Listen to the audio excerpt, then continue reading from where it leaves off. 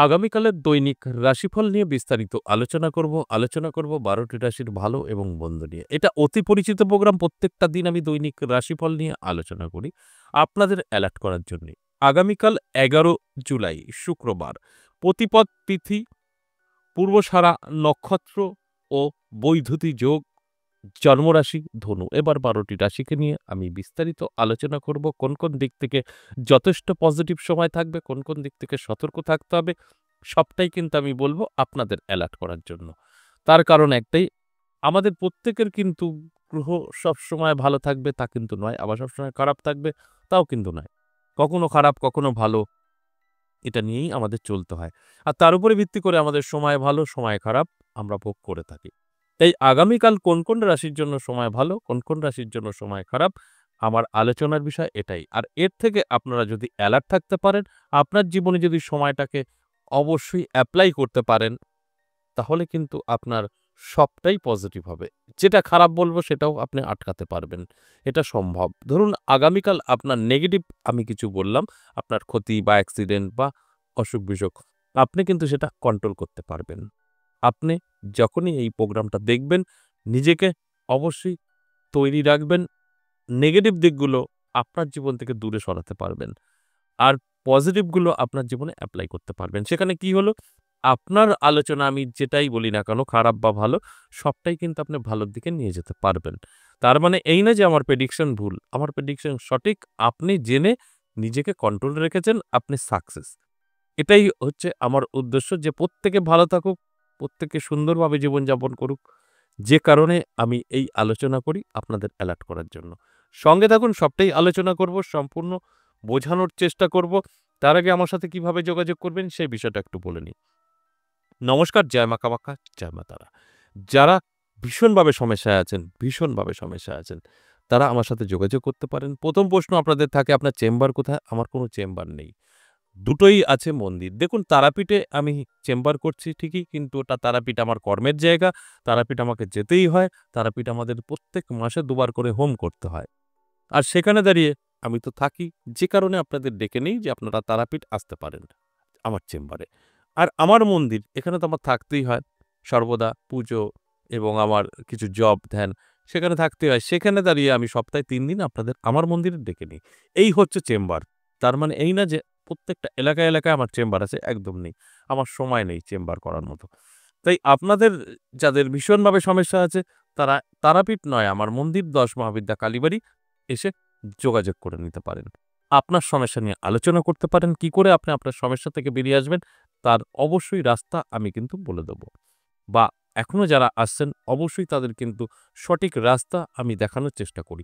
একটা কথা আমি বলি, আপনার ভাগ্য ভগবানও বদলাতে পারবে না। আমি বা আমার মতন অ্যাস্ট্রোলজার বা তন্ত্র সাধক যারা আছেন, তারা তো অনেকটা দূরে আছেন। আমি বা আমার মতন যারা আছেন, আপনাদেরকে পরামর্শ দিতে পারি। সেইভাবে চললে আপনার ভাগ্য বদলাবে। যদি কেউ বলে থাকে, "আপনি আসুন, আপনার ভাগ্য আমি বদলে দেব", সে মিথ্যা কথা বলে। সে সব দিক থেকে বদমাইশ এবং চিটার। সে যদি আমাদের লাইনের কেউ হয়ে থাকে, আমি সরাসরি তাকেই বলছি। কখনো আপনার ভাগ্য অন্য কেউ, ৩য় ব্যক্তি ভালো করতে পারবে না। কিন্তু আপনাকে সঠিক পথ দেখাতে পারবে। আপনাকে নিয়ে আমরা চলার চেষ্টা করব। আর সেখানে দাঁড়িয়ে আপনি সঠিক পথে পৌঁছাতে পারবেন। দেখুন, প্রত্যেকের কর্ম আলাদা হয়। আপনি ধরুন কোনো না কোনো কর্ম করেন। ধরুন আপনি কোনো মেকানিক। আপনি মেকানিক বলে আমি তো ওইটা সারতে পারব না, মেকানিক করতে পারব না। বা আপনি ধরুন ডাক্তার। আমি তো কোনো রোগী চিকিৎসা করতে পারব না, আপনি পারবেন। বা আপনি ইঞ্জিনিয়ার। আপনার কাজটা তো আমি করতে পারব না। ঠিক সেরকমই আমি বা আমার মতন যারা আছেন, তারা কিন্তু আমাদের লাইন নিয়ে একটু আলোচনা, গবেষণা, পড়াশোনা বা এর উপরে চর্চা করে যে জ্ঞানটা অর্জন করেছি, সেখান থেকে মানুষের উপকার করাটাই আমাদের মেইন উদ্দেশ্য। আরেকটা কথা বলি, বিশেষ করে অ্যাস্ট্রোলজি চ্যাপ্টারে কখনোই মানুষের উপকার করার মতন রাস্তা নেই। তন্ত্রের হাত ধরতেই হবে। তন্ত্র ছাড়া সম্ভব না। তাই অ্যাস্ট্রোলজির হাতিয়ার একটাই স্টোন। আর স্টোনে কতটা কাজ হয় সেটা আপনারা এখন সকলেই জানেন। বাচ্চা থেকে বুড়ো প্রত্যেকেই জানেন। স্টোন ছাড়া তাদের অ্যাস্ট্রোলজির মধ্যে কোনো রকম রাস্তা নেই। আমি নিজে অ্যাস্ট্রোলজার, আমি বলছি। যে কারণে আমি কিন্তু তন্ত্রে চলে আসছি। মাত্র আপনাদের সকলের মঙ্গল কামনার জন্য এই তন্ত্রে আমার আশা যে সকলের যদি উপকার না করতে পারি, সমাধান না করতে পারি, তাহলে আর কি লাভ?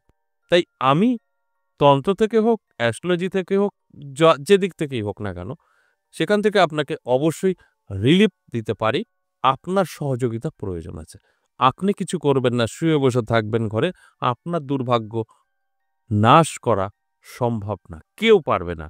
আপনার সমস্যা আপনাকেই ওই সমস্যার সমাধানে এগোতে হবে। কিন্তু কিভাবে এগোবেন?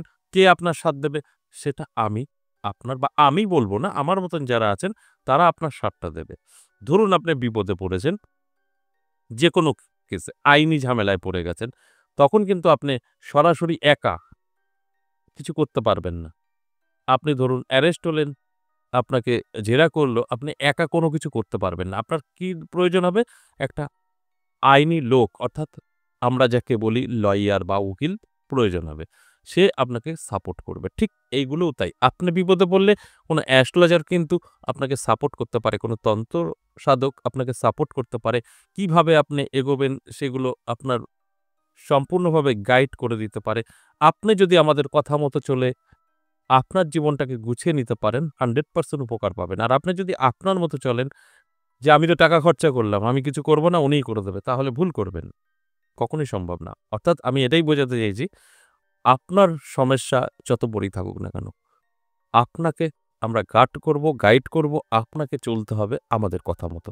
তাহলে কিন্তু আপনি সঠিক জায়গায় পৌঁছাবেন। কিন্তু যদি মনে করেন আমি পয়সা খরচা করব, অমুক রাম-শ্যাম যদু-মধু আছেন, আমার জীবন বদলে দেবে, সম্পূর্ণ ভুল। আশা করি বুঝতে পেরেছেন। তাই যদি সমস্যা থাকে, আপনি ভীষণভাবে বিপদে আছেন, নানা রকম আপনার জীবনে বিপদ আছে। যে মানে যা খুশি হোক, এ থেকে জেড আমি চ্যালেঞ্জ করে বলতে পারি, আপনার সমাধান অবশ্যই করে দিতে পারবো। তবে 100% কখনো সম্ভব না। আপনি যদি সাথ দেন, তাহলে কিন্তু অবশ্যই সেটা 80% সম্ভব। তারাপীঠ আপনারা পাবেন ইংরেজি মাসের শুরু এবং শেষ আমার নিজের মন্দিরে পাবেন সপ্তাহে ৩ দিন, সোমবার, মঙ্গলবার, বুধবার। যারা সমস্যায় আছেন আবার বলব, এই দুটো জায়গার কোনো একটি জায়গায় আসতে পারেন। এই নাম্বারটা আপনারা বহুদিন ধরে দেখছেন, হোয়াটসঅ্যাপ নাম্বার। হোয়াটসঅ্যাপে ভয়েস বা লিখে বলে এই দুটো জায়গার কোনো একটি জায়গার কথা বলবেন, অ্যাড্রেস পাঠিয়ে দেওয়া হবে। আর যারা ফোন চালাতে পারছেন না, মানে হোয়াটসঅ্যাপ নেই, ছোট ফোন, তাদের কথা মাথায় রেখে আমরা একটা কলিং নাম্বার স্ক্রিনে দিচ্ছি। এটা আপনারা কল করেই কথা বলে নিতে পারবেন। কোনো রকম হোয়াটসঅ্যাপের ঝামেলা নেই এবং এটা সবসময় রিসিভ হবে। এই নাম্বারটা আপনারা ফলো করুন। কলিং নাম্বার ফলো করুন। যেটা আগের আছে সেটা হোয়াটসঅ্যাপ, এই নতুন যে নাম্বারটা আছে এটা কিন্তু কলিং নাম্বার। কল করেও আপনারা তারাপীঠ বা আমার নিজের মন্দির বীরনগর ১০ মা বিদ্যা কালীবাড়ি এবং কৃষ্ণকালী মায়ের মন্দিরে আসতে পারেন। আপনাদের একটা কথা বলি, এই আমার মন্দিরে যদি আপনারা আসেন না, আপনার ছোটখাটো সমস্যা থেকে বেরিয়ে আসতে পারবেন। এখানে স্বয়ং কৃষ্ণকালী মা উপস্থিত আছেন এবং আমার জবা মা। এদেরকে যদি একটু বিশ্বাস করতে পারেন, আমার মায়ের সামনে এসে যদি মাকে দর্শন করে মোবাইলে একটা ছবি তুলে নিয়ে যেতে পারেন, সেটা আমার জবা মা হোক বা কৃষ্ণকালী মা হোক, এবং সেটা প্রত্যেকদিন ঘুম থেকে উঠেই মোবাইলের স্ক্রিনটা দেখবেন, মায়ের ছবিটা দেখে আপনি যদি মায়ের নাম জপ করতে পারেন, কি নাম জপ হোয়াটসঅ্যাপে জেনে নেবেন। তাহলে কিন্তু আপনার ছোটখাটো সমস্যা থেকে বেরিয়ে আসবেন। তবে দর্শন করতে হবে। দর্শন না করলে ওই ফোনে ছবিতে হবে না, মায়ের কাছে আসতে হবে। সেই বিষয়ে যদি বলি, আপনি যদি আমার মন্দিরে আসেন, এর জন্য কোনো খরচ হয় না। ভগবান সবার সমান। কোনো খরচ নেই। আসবেন, দর্শন করবেন, চলে যাবেন। আমার সাথে সাক্ষাৎ করলেই ভিজিট দিতে হবে। মন্দির দর্শনে কোনো খরচ নেই। এটাই হচ্ছে মেইন বিষয়। এবার আসুন আজকের আলোচনা, দৈনিক রাশিফল এক এক করে আমি বলব। মেষ থেকে মীন, এর মধ্যে ফলো করুন আপনার রাশিকে আমি কি বলছি, ভালো না খারাপ। যদি খারাপ বলি এড়িয়ে চলুন, ভালো থাকবেন। আর যদি ভালো বলি ঝাঁপিয়ে পড়ুন, অবশ্যই ভালো হবে। মেষ রাশির জন্য বলব যথেষ্ট শুভ সময়, প্রাপ্তিযোগ। যেকোনো জায়গা থেকে হোক না কেন, অর্থ কিন্তু আপনার হাতে এসে ধরা দিতে পারে। এতে কোনো সন্দেহ নেই। তাই অ্যালার্ট থাকুন, চোখ কান খোলা রাখুন। যদি আপনার সবকিছু ঠিকঠাক থাকে, চাওয়া পাওয়া, তাহলে কিন্তু আপনার ভাগ্য অবশ্যই বদলাবে। বৃষরাশি যথেষ্ট শুভ। কোনো শুভ খবর আপনি পেতে পারেন। কোনো জায়গা থেকে আপনার জীবনের একটা পরিবর্তন হওয়ার বার্তা আপনি পেতে পারেন। হঠাৎ করে আপনার আটকে থাকা কাজগুলো ক্লিয়ার হয়ে যেতে পারে। এই খবর এগুলো আপনি পেতে পারেন। একদিনে এর থেকে বেশি তো আশা করা যায় না। তাই এই খবরগুলো আপনার পজিটিভ হতে পারে। অ্যালার্ট থাকুন, চোখ কান খোলা রাখুন। দেখবেন আমার কথাগুলো আপনারা মিলিয়ে নিতে পারবেন। এরপর অবশ্যই মিথুন রাশি। মিথুন রাশির জাতক জাতিকাদের খুব একটা ভালো সময় যাবে না। স্বাস্থ্য আপনার সাথ দেবে না এবং আর্থিক দিক থেকেও পিছিয়ে পড়তে পারেন। অ্যালার্ট থাকুন, চোখ কান খোলা রাখুন, শরীরের যত্ন নিন, ভালো থাকবেন। এরপর কর্কট রাশি। কর্কট রাশির জাতক জাতিকাদেরও কিন্তু বলব আপনার শত্রুতা বৃদ্ধি পাবে। শত্রুর কারণে আপনার স্বাস্থ্যহানি হতে পারে। শত্রুর কারণে। শত্রু হতে পারে আপনার আশেপাশেরই, আপনার আত্মীয়স্বজন এবং বন্ধু-বান্ধবও হতে পারে। সিংহ রাশির জন্য যথেষ্ট শুভ। তবে অবশ্যই অ্যালার্ট থাকুন। কাউকে বিশ্বাস করবেন না। বিশ্বাস করাটা বন্ধ করুন। তাহলে আপনি ভালো থাকবেন। সিংহ রাশির জাতক জাতিকাদের কিন্তু যথেষ্ট শুভ। আর্থিক দিক থেকে ভালো ইনকাম বৃদ্ধি পাবে। আপনার ব্যবসা করছেন, ব্যবসা ভালো চলবে, এগুলো পজিটিভ। কন্যা রাশির জন্য বলব অবশ্যই সতর্ক থাকুন। কন্যা রাশির জাতক জাতিকাদের কিন্তু অনেকটাই ঝামেলা আপনাদের পোহাতে হতে পারে। অর্থাৎ আপনি হঠাৎ করে পুলিশি ঝামেলায় পড়ে যেতে পারেন। বন্ধু-বান্ধবের সঙ্গে অশান্তি হতে পারে। এগুলো থেকে অবশ্যই দূরে থাকতে হবে। নিজেকে যদি একটু গুটিয়ে নিতে পারেন, এগুলো কিছুই ঘটবে না। তুলা রাশির জন্য বলব যথেষ্ট শুভ। তুলা রাশির জাতক জাতিকাদের অবশ্যই ভাগ্যের চাকা ঘুরে যেতে পারে হঠাৎ করেই। এমন কোনো ব্যক্তির সাথে আপনার পরিচয় হতে পারে, যেখান থেকে আপনার ভাগ্যের চাকা ঘুরে যেতে পারে। তাই অ্যালার্ট থাকুন, চোখ কান খোলা রাখুন। এরপর বৃশ্চিক রাশি। বৃশ্চিক রাশি সতর্ক থাকুন। বৃশ্চিক রাশির জাতক জাতিকাদের একটু সমস্যা কিন্তু আছে। একটু সতর্ক থাকুন। তারা হলে কিন্তু আপনার স্বাস্থ্য এবং আপনার মান, যশ, খ্যাতি এগুলো নষ্ট হতে পারে। স্বাস্থ্যের যত্ন নিন এবং অবশ্যই তর্ক-বিতর্ক থেকে দূরে থাকুন এবং অলাভজনক ব্যবসার সঙ্গে কোনরকম জড়িত হওয়ার চেষ্টাই করবেন না। সেখান থেকে আপনার বদনাম এবং সমালোচনা হতে পারে। এরপর ধনুরাশি। ধনুরাশির জাতক জাতিকাদের যথেষ্ট কিন্তু শুভ সময় থাকবে। প্রাপ্তিযোগ তৈরি হয়েছে। সেখানে দাঁড়িয়ে কিন্তু প্রাপ্তি ঘটবেই। অ্যালার্ট থাকতে হবে, চোখ কান খোলা রাখতে হবে। তবেই কিন্তু বুঝতে পারবেন কোন দিক থেকে আপনার কি হতে চলেছে। মকর রাশির জন্য সেম। মকর রাশির জাতক জাতিকাদেরও কিন্তু যথেষ্ট শুভ সময়। তাই অ্যালার্ট থাকুন, চোখ কান খোলা রাখুন। হঠাৎ করে কিন্তু ভাগ্যের চাকা ঘুরে যেতে পারে। কুম্ভ রাশি যথেষ্ট শুভ। কুম্ভ রাশির জাতক জাতিকাদের আমি বলব আপনাদের অনেক, অনেক আটকে থাকা কাজগুলো ক্লিয়ার হবে। স্বপ্ন পূরণ হবে। ছোটখাটো যে স্বপ্নগুলো আছে, পড়াশোনা করছেন, দারুণ রেজাল্ট করতে পারবেন এবং আপনার সম্পর্ক মজবুত হবে। আর সর্বশেষ মীন রাশি, সাবধান থাকবেন।